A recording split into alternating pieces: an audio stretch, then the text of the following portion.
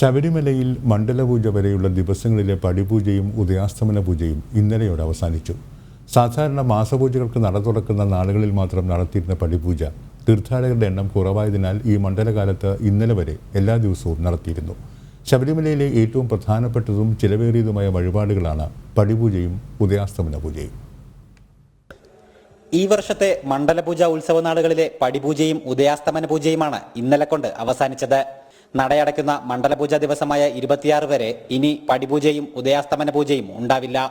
സാധാരണ മാസപൂജകൾക്ക് നട തുറക്കുന്ന ദിവസങ്ങളിൽ മാത്രം നടത്തിയിരുന്ന ഈ വഴിപാടുകൾ തീർത്ഥാടകർ കുറവായതിനാൽ ഈ മണ്ഡലകാലത്ത് കഴിഞ്ഞ 35 ദിവസങ്ങളിലും നടത്തിവന്നു. കൊറോണ പശ്ചാത്തലത്തിൽ തീർത്ഥാടകരെ പ്രവേശിപ്പിക്കാതിരുന്ന മീനമാസം മുതൽ മുടങ്ങിയിരുന്ന പടിപൂജയും ഉദയാസ്തമന പൂജകളുമാണ് ഈ ദിനങ്ങളിൽ നടത്തിയത്.